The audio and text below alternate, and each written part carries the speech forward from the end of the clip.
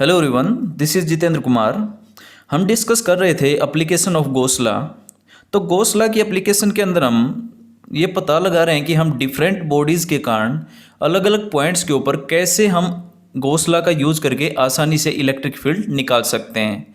तो last time हमने होलो cell के कारण इलेक्ट्रिक फील्ड निकाला था, फिर हमने सॉलिड स्फीयर के कारण इलेक्ट्रिक फील्ड निकाला था। तो आज का जो हमारा टॉपिक है, हमें इलेक्ट्रिक फील्ड निकालना है due to an infinite sheet. यानी कि आपके पास में एक इनफाइनाइट सीट दी है, यानी सीट बहुत बड़ी है, उसके कारण हमें उसका इलेक्ट्रिक फील्ड निकालना है किसी भी पॉइंट के ऊपर। तो जैसे सपोज आपके पास में एक ये सीट दे रखी है, ये सीट आपकी पॉजिटिवली चार्ज है, इसकी थिकनेस बहुत ही कम है, बहुत ही थिन सीट है, बिल्कुल पतली सीट है। तो आपके जो इसकी थिकनेस है वो आप मान सकते हो कि बिल्कुल जीरो है। तो ये आपकी एक इनफाइनाइट सीट है, यानी इसका साइज बहुत बड़ा है। तो इस सीट का अगर मान लो मैंने पॉजिटिव चार्ज दिया है इसको, तो इसके कारण इलेक्ट्रिक फील्ड लाइन होंगी, इससे क्या होंगी, आउटवर्ड डायरेक्शन में होंगी। और इसकी जो चार्ज डेंसिटी है, ये आपका जो चार्ज है पूरे सरफेस के ऊपर फैला है, तो इसकी चार्ज डेंसिटी आपकी सिग्मा है। तो इसको मैं बोल दूंगा sigma is the surface charge density. अब इसके कारण मेरे को किसी भी पॉइंट के ऊपर इलेक्ट्रिक फील्ड निकालना है। तो जिस पॉइंट के ऊपर निकालना है मैंने बोल दिया वो पॉइंट आपका पी है, सपोज लो इस पॉइंट पे निकालना है। तो अगर मैं यहाँ पे इलेक्ट्रिक फील्ड निकालना चाहता हूँ तो उसके लिए मैं क्या करूँगा, वहाँ पे उस पॉइंट से गुजरता हुआ एक गॉसियन सरफेस बनाऊँगा। जैसे मैंने यहाँ पे बना रखा है, यहाँ पे अगर मैं सिमेट्री देखता हूँ तो इस सीट के कारण जो सिमेट्री बनेगी वो आपकी सिलेंड्रिकल सिमेट्री बनेगी, या मैं कह सकता हूँ एक प्लेनर सिमेट्री बनेगी, क्योंकि मेरे को इस प्लेन का ही यूज़ करना है जो दोनों साइड प्लेन बनेंगे। तो इसको हम प्लेनर सिमेट्री भी बोल सकते हैं। लेकिन अब तक हम पढ़ते आ रहे हैं सिलेंड्रिकल सिमेट्री के कारण, तो हम इसको सिलेंड्रिकल सिमेट्री का यूज़ करके इसको निकालते हैं। तो मेरा जो गॉसियन सरफेस होगा, ये गॉसियन सरफेस आपका एक सिलेंड्रिकल सिमेट्री है। तो देखो इस गॉसियन सरफेस के अंदर अगर मैं चार्ज की बात करूँ तो चार्ज तो देखो इस हिस्से के अंदर ही है सिर्फ, क्योंकि बाहर वाले चार्ज की तो हमें बात ही नहीं करनी। गोसला ये बोलता है कि मेरे को बाहर वाले चार्ज से कोई लेना देना ही नहीं है, मेरे को तो वो चार्ज चाहिए जो मेरे गॉसियन सरफेस के अंदर होता है। तो अगर मैं यहाँ पे गॉसियन सरफेस की बात करूँ तो इसके अंदर जो चार्ज है वो सिर्फ यही तो होगा। अब मैंने कहा भी जो इसका जो बेस का जो एरिया है वो आपका ए है, टोटल जो इस बेस का एरिया है वो आपका टोटल ए है। तो इसका अगर टोटल एरिया ए है तो सिमेट्री के कारण इसका भी एरिया ए होगा और इस साइड का भी एरिया क्या होगा, आपका ए होगा। तो मैं सबसे पहले क्या करता हूँ कि गॉस लॉ अप्लाई करने से पहले मैं इस सिलेंडर का टोटल इलेक्ट्रिक फ्लक्स निकालता हूँ। तो आपके पास में जो इलेक्ट्रिक फ्लक्स है वो क्या होगा, आपके पास में 3 सरफेसेस हो गई। एक सरफेस आपका फर्स्ट सरफेस ये होगा फ्लैट, सेकंड सरफेस आपका ये जो क्राउड सरफेस है, और थर्ड सरफेस आपका ये जो सरफेस है। तो अगर मैं तीनों सरफेसेस का इलेक्ट्रिक फ्लक्स निकाल के ऐड कर देता हूँ तो मेरे पास में क्या आ जाएगा, टोटल फ्लक्स आ जाएगा। तो अगर मैं फर्स्ट सरफेस की बात करता हूँ तो देखो इसके ऊपर इलेक्ट्रिक फील्ड की डायरेक्शन इस साइड है, एरिया की डायरेक्शन भी इसी साइड है, तो दोनों के बीच में आपका जो एंगल हो क्या आपका 0 डिग्री। तो अगर मैं यहाँ पे इलेक्ट्रिक फ्लक्स का फॉर्मूला लगाता हूँ E.dA, तो दोनों के बीच में एंगल 0 डिग्री है, तो दोनों का जो फ्लक्स होगा वो क्या हो जाएगा, E इंटू में A। तो जो फर्स्ट सरफेस का जो फ्लक्स आएगा वो बन जाएगा E इंटू में A। अब सेकंड सरफेस की बात करें तो एक कर्व्ड सरफेस के कारण अगर मैं देखता हूँ, अगर मैं यहाँ पे छोटा सा एरिया एलिमेंट लेता हूँ, इस एरिया एलिमेंट की डायरेक्शन इसके परपेंडिकुलर ऊपर की साइड होगी, इलेक्ट्रिक फील्ड की डायरेक्शन इस साइड है, तो एंगल क्या हो जाएगा आपका 90 डिग्री। अगर एंगल 90 हो जाएगा तो कोस 90 आपका क्या हो जाएगा, 0। तो यानी कि आपका जो कर्व्ड सरफेस होगा इसके कारण जो फ्लक्स होगा वो क्या हो जाएगा आपका 0।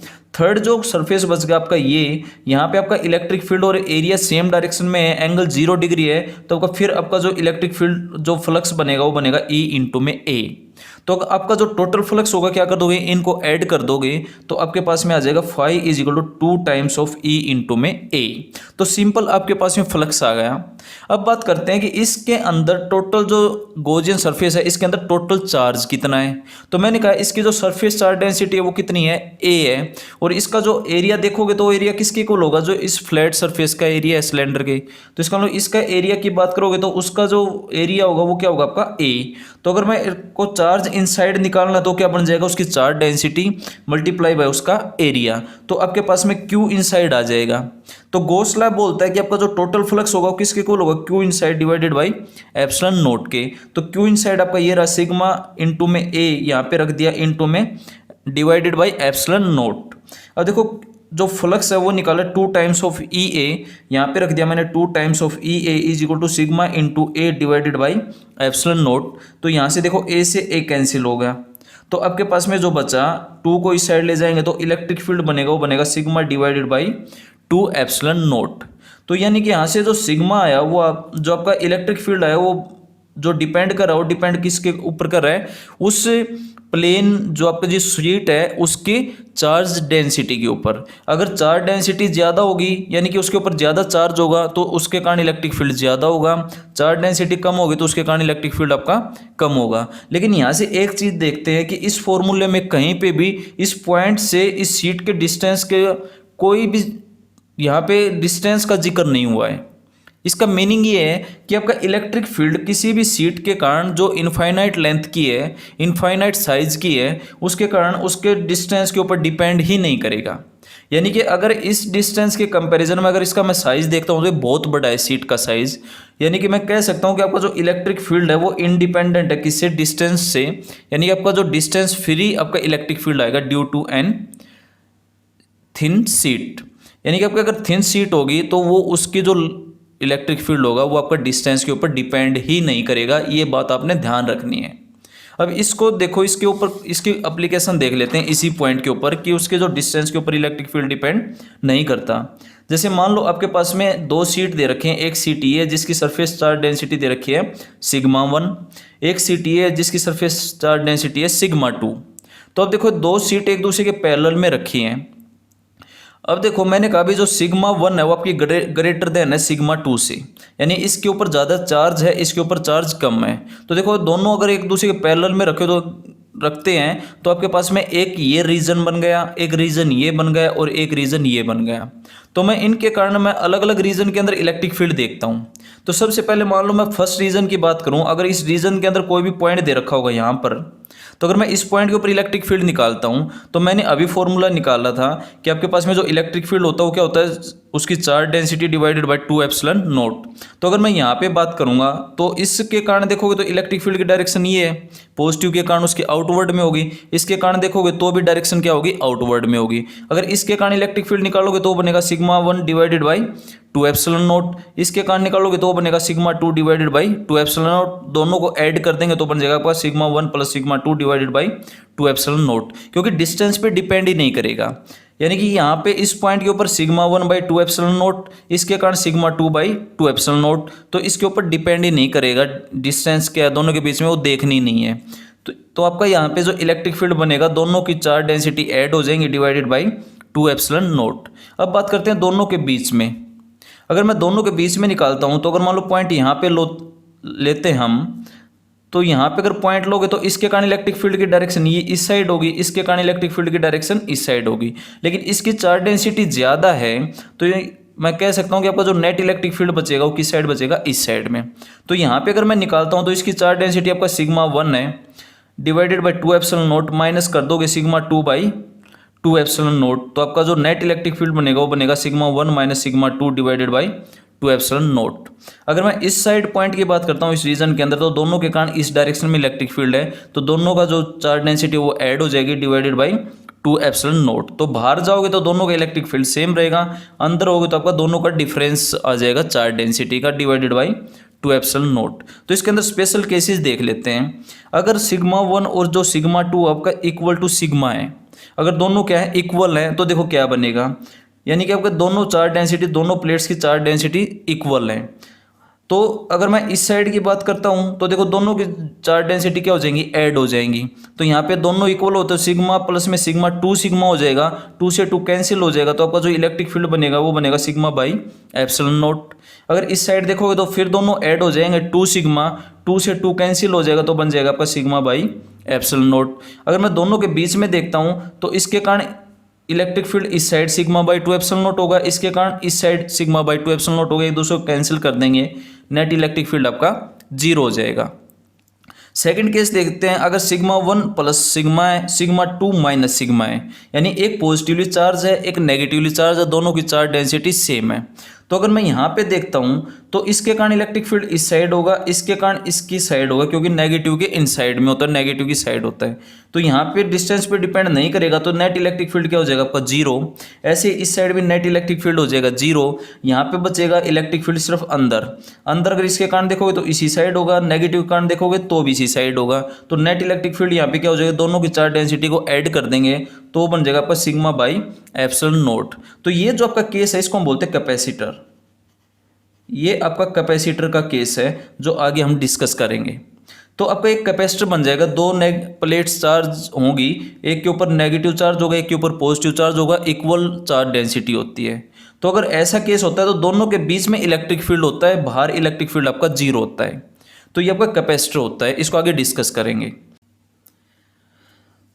चलो ऐसा ही एक एग्जाम्पल और देखते हैं। जैसे आपके पास में 3 शीट्स दी हैं, आपके पास में एक सीट दी है जिसकी चार्ज डेंसिटी प्लस सिग्मा है, दूसरे की चार्ज डेंसिटी प्लस 2 सिग्मा है, तीसरे की चार्ज डेंसिटी प्लस 3 सिग्मा है। तो यहाँ पे अलग अलग रीजन्स दिए हैं आपके पास में। ये आपका फर्स्ट रीजन हो गया, सेकंड रीजन हो गया, थर्ड हो गया, फोर्थ हो गया। इन रीजन्स के अंदर मेरे को इलेक्ट्रिक फील्ड निकालना है। तो अगर देखो मैं इस साइड की बात करता हूँ तो सब सीट्स के कारण इलेक्ट्रिक फील्ड की डायरेक्शन इस साइड होगी, तो सबको मैं क्या कर दूंगा, ऐड कर दूंगा। इसके कारण जो इलेक्ट्रिक फील्ड बनेगा वो बनेगा सिग्मा बाई 2 एप्सिलॉन नॉट, इसके कारण बनेगा 2 सिग्मा बाई 2 एप्सिलॉन नॉट, इसके कारण बनेगा 3 सिग्मा बाई 2 एप्सिलॉन नॉट। नीचे से 2 एप्सिलॉन नॉट कॉमन आ जाएगा, ऊपर बचेगा आपका सिग्मा प्लस में 2 सिग्मा प्लस में 3 सिग्मा।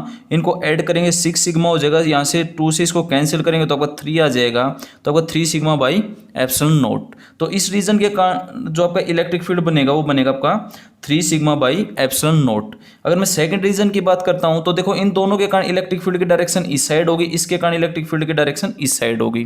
तो ये आपका इससे अपोजिट साइड में होगा, तो आपके पास में इसके कारण आपका नेगेटिव हो जाएगा, तो आपका बनेगा 3 sigma by plus 2 sigma minus sigma divided by 2 epsilon not. यहाँ से आपका 5 माइनस सिग्मा करोगे तो आपका 4 सिग्मा आ जाएगा, तो यहाँ से कैंसिल हो जाएगा 2, तो आपका 2 सिग्मा बाई एप्सिलॉन नॉट आपके पास में आ जाएगा। अगर इसके अंदर बात करोगे तो देखो इसके इस पॉइंट के ऊपर इस साइड 3 सिग्मा के कारण इलेक्ट्रिक फील्ड होगा और इस साइड आपका सिग्मा और 2 सिग्मा के कारण इलेक्ट्रिक फील्ड होगा, लेकिन डिस्टेंस पे नहीं डिपेंड कर रहा, तो इन दोनों के कारण आपका इक्वल इलेक्ट्रिक फील्ड होगा जो इस एक के कारण है। तो यहाँ पे आपका नेट इलेक्ट्रिक फील्ड क्या हो जाएगा, जीरो।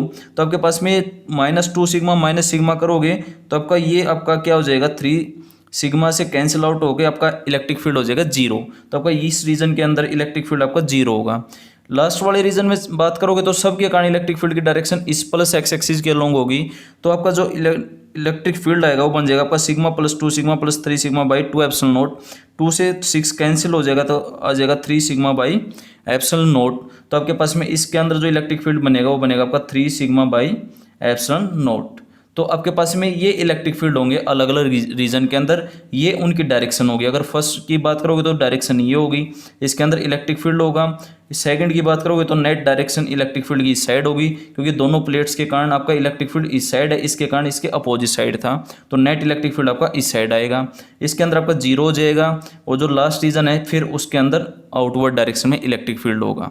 तो ये आपका एक एग्जाम्पल था। ऐसे ही नेक्स्ट एग्जाम्पल की बात करते हैं। एग्जाम्पल तो क्या, इसको थोड़ा सा और डिस्कस करते हैं गॉस लॉ को। आपका जो कंपटीशन लेवल का है, बोर्ड एग्जाम का यहाँ तक खत्म हो गया, थोड़ा कंपटीशन लेवल का एक क्वेश्चन देख लेते हैं। एक आपके क्वेश्चन का वो चाहिए, इसको डेरिवेशन बोलते हैं। देखो यहाँ पे क्या है, अब की बार इलेक्ट्रिक फील्ड निकालना ड्यू टू एक थिक सीट, यानी आपके पास में जो आप जो सीट ले रहे हैं वो आपकी थिक है, यानी उसकी कुछ ना कुछ मोटाई भी है, थिकनेस भी है। जैसे आपके पास में क्यूब होता है, तो ये एक प्रकार का क्यूब दे रखा है जिसके पास में सीट के जो दोनों हिस्से हैं, एक इस साइड है, एक आपका इस साइड है, और इसके अंदर आपका चार्ज फैला हुआ है। अब देखो चार्ज आपका वॉल्यूम के अंदर फैला है, तो इसकी हम बोलेंगे वॉल्यूम चार्ज डेंसिटी। तो अगर वॉल्यूम चार्ज डेंसिटी है, इसकी थिकनेस मैं अगर डी मान लेता हूँ, तो अगर इसकी वॉल्यूम चार्ज डेंसिटी को मैं रो बोल देता हूँ कि आपको इसकी वॉल्यूम चार्ज डेंसिटी रो है, चार्ज यूनिफॉर्मली डिस्ट्रीब्यूटेड है, तो अब मेरे को इसके कारण इलेक्ट्रिक फील्ड निकालना है, इनसाइड भी निकालना है और आउटसाइड भी निकालना है। तो दोनों के अंदर मेरे को इलेक्ट्रिक फील्ड निकालना है।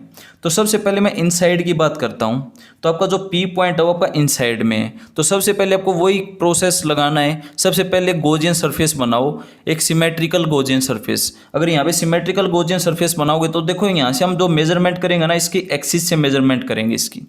अब इसकी थिकनेस तो डी रहेगी, लेकिन जो भी इस पॉइंट की जो डिस्टेंस देखेंगे, जो इसका जो एक्सिस होगा ये, इससे देखते हैं। तो यहाँ पे मैंने क्या किया, इस पॉइंट पी को यहाँ से आर डिस्टेंस के ऊपर लिया, तो इस पॉइंट पी से मैंने गॉसियन सरफेस बना दिया जो आपका सिलेंड्रिकल सिमेट्री है। तो ये आपका पॉइंट पी से ही आपका सरफेस जाएगा, तो मैंने आपका सिमेट्री के कारण आपका ये गॉसियन सरफेस बना। तो इस गॉसियन सरफेस के अंदर मेरे को सबसे पहले फ्लक्स निकालना है। तो फ्लक्स निकालने के लिए देखो मेरे पास में 3 सरफेसेस हैं। एक सरफेस आपका ये है, एक सरफेस आपका जो कर्व्ड सरफेस है, और एक सरफेस आपका जो इस साइड फ्लैट सरफेस है। तो अगर मैं फ्लैट सरफेसेस की बात करूंगा तो ई की डायरेक्शन ये है, एरिया की डायरेक्शन भी यही है, दोनों के बीच में आपका एंगल हो जाएगा 0 डिग्री। तो इसके अंदर भी आपका जो इस साइड देखोगे तो आपका एंगल हो जाएगा 0 डिग्री, लेकिन कर्व्ड सरफेस की देखोगे तो इलेक्ट्रिक फील्ड इस साइड होगा, एरिया ऊपर की साइड होगा, तो आपका एंगल 90 डिग्री हो जाएगा, तो इसका फ्लक्स क्या हो जाएगा 0। तो अगर मैं इसके अंदर टोटल फ्लक्स निकालता हूँ तो फाई इज इक्वल टू φ1 + φ2 + φ3, तो आपको फर्स्ट का ई डॉट डी है, सेकंड का ई डॉट डी है, और थर्ड का ई डॉट डी है। तो आपका जो सेकंड ये है कर्व्ड सरफेस, फर्स्ट और थर्ड ये हैं, तो आपका इनके कारण जो होगा आपके पास में बन जाएगा ई डी ए, दोनों के बीच एंगल 0 डिग्री, तो आपका आ जाएगा ई इंटू में ए, और ये आपका कर्व्ड का हो जाएगा 0, और इसका हो जाएगा ई इंटू ए। तो सेम वही आएगा फ्लक्स आपका 2 टाइम्स ऑफ ई ए, बार बार हम कर चुके हैं। तो आपका जो फ्लक्स आया वो आपका ये है। अब मेन जो चीज़ है वो है इसके अंदर चार्ज कितना है। तो देखो अगर यहाँ पे अगर मैं बात करूँ, अगर ये थिन शीट होती तो जो चार्ज होता वो सिर्फ कहाँ होता, इसके बिल्कुल इस प्लेन के ऊपर होता, लेकिन यहाँ पे क्या है, चार्ज पूरा इस सिलेंडर के अंदर फैला हुआ है। तो आपको जितना भी जो ऑरेंज कलर जो आपको दिखाई दे रहा है, उस पूरे कलर के अंदर आपका चार्ज फैला हुआ है। तो अगर इसकी वॉल्यूम चार्ज डेंसिटी अगर रो है, तो अगर मैं इसका वॉल्यूम निकाल लेता हूँ, तो उस वॉल्यूम को अगर मैं इससे मल्टीप्लाई कर देता हूँ, तो मेरे पास में क्या आ जाएगा, इसके अंदर चार्ज आ जाएगा। तो अगर मेरे को क्यू इनसाइड निकालना है, चार्ज इनसाइड निकालना है, तो क्या होगा, उसकी वॉल्यूम चार्ज डेंसिटी रो है, इनटू में उसका अगर एरिया देखता हूँ तो क्या आपका ए है, और उसकी जो लेंथ हो क्या है, यहाँ से यहाँ तक आर है, और यहाँ से यहाँ तक भी क्या होगी आर। तो यानी कि जो लेंथ होगी सिलेंडर की वो क्या हो जाएगी 2r। तो इसका जो वॉल्यूम बनेगा वो बनेगा एरिया इंटू में लेंथ, तो हो जाएगी a इंटू में 2r। तो यानी कि आपका जो टोटल जो चार्ज आएगा इसके अंदर वो बन जाएगा रो a इंटू में 2r। तो गॉस लॉ बोलता है कि आपके पास में जो टोटल फ्लक्स होता है फाई जो है 2 into E A is equal to होगा Q inside divided by epsilon naught. तो यहाँ से अगर मैं इन दोनों को इक्वल रखता हूँ तो आपके पास में देखो 2 से 2 कैंसिल हो जाएगा, ए से ए कैंसिल हो जाएगा। तो आपके पास में जो इलेक्ट्रिक फील्ड का फॉर्मूला बनेगा वो बनेगा rho R divided by epsilon naught. तो यहाँ पे आपके पास में ये इलेक्ट्रिक फील्ड आएगा। तो इनसाइड अगर बात करोगे तो देखो इलेक्ट्रिक फील्ड जो है वो आपका डायरेक्टली प्रोपोर्शनल है आर के, यानी जितना आप इस पॉइंट को आगे जाते जाओगे उतना ही आपका इलेक्ट्रिक फील्ड है वो आपका इंक्रीज करेगा। क्यों? क्योंकि जैसे जैसे इस पॉइंट को आगे बढ़ाओगे इसके अंदर जो चार्ज है उसकी वैल्यू इंक्रीज करती जाएगी, उसका मैग्नीट्यूड इंक्रीज करेगा। अगर मैग्नीट्यूड इंक्रीज करेगा तो उसके कारण फ्लक्स इंक्रीज करेगा, फ्लक्स इंक्रीज करेगा तो उसके कारण आपका इलेक्ट्रिक फील्ड भी इंक्रीज करेगा। तो यानी कि आपका इलेक्ट्रिक फील्ड और डायरेक्टली प्रोपोर्शनल आर है। तो ये आपका इनसाइड का फॉर्मूला आ गया। अब बात करते हैं इलेक्ट्रिक फील्ड इन आउटसाइड। अब मान लो आपके पास में जो पॉइंट है वो आपका आउटसाइड में है, तो जहाँ पे हमने पॉइंट लिया वहाँ पे हम क्या करेंगे, गॉसियन सरफेस बना देंगे। तो ये आपके पास में एक थिन शीट है, ये जो थिक शीट है उसका पॉइंट पी अब बाहर है। तो अब देखो जो चार्ज फैल रहा है वो तो सिर्फ इन शीट्स के जो पॉइंट जो आउटर सरफेस है वहीं तक फैल रहा है, उससे बाहर तो चार्ज है नहीं। तो इसका मतलब यहाँ पे कोई चार्ज नहीं है दोनों साइड में। तो आपका जो सिलेंड्रिकल सरफेस बनेगा गॉसियन सरफेस, उसके अंदर जो चार्ज होगा वो सिर्फ इस सरफेस के अंदर होगा, इस वॉल्यूम के अंदर होगा, बाहर यहाँ पे चार्ज नहीं होगा। तो फिर सिंपल वही है, यहाँ पे अगर देखते हैं तो इलेक्ट्रिक फील्ड की डायरेक्शन ये है, एरिया की डायरेक्शन ये है, दोनों के बीच आपका एंगल 0 डिग्री है। तो यानी कि यहाँ से मैं फ्लक्स निकालता हूँ तो सेम वही आ जाएगा ई इंटू ए, प्लस में कर्व्ड का जो सरफेस है का जो फ्लक्स होगा वो 0 हो जाएगा, और आपका जो फ्लैट है दोनों का हो जाएगा ई इंटू ए, दोनों का ऐड कर दोगे तो 2 टाइम्स ऑफ ई इंटू ए। अब बात करते हैं चार्ज इनसाइड की। अब देखो चार्ज तो सिर्फ यहाँ से लेकर यहाँ तक फैला है, और यहाँ से यहाँ तक की जो लेंथ है वो कितनी आपकी डी है। तो यहाँ पे क्यू इनसाइड निकालोगे तो क्या होगा, उसकी volume charge density multiply by उसका एरिया, इसका एरिया जो है वो आपका ए है, इंटू में डिस्टेंस, यहाँ पे डिस्टेंस देखोगे तो क्या हो जाएगी डी। तो यहाँ से आपके पास में क्यू इनसाइड आ जाएगा। गॉस लॉ से हम क्या करेंगे, टोटल फ्लक्स हो किसके इक्वल है, Q inside divided by epsilon naught. तो अगर मैं यहाँ पे इनको इक्वल रखता हूँ तो आपके पास में आ जाएगा 2EA is equal to rho divided by epsilon naught A into में डी। तो यहाँ से ए से ए आपका कैंसिल हो जाएगा, तो ये आप ई जो आएगा वो बन जाएगा रो डिवाइडेड बाई 2 एप्सिलॉन नॉट। तो देखो आपका थिन शीट के कारण अभी आपने इलेक्ट्रिक फील्ड निकाला था, वो आया था आपके पास में सिग्मा बाई 2 एप्सिलॉन नोट।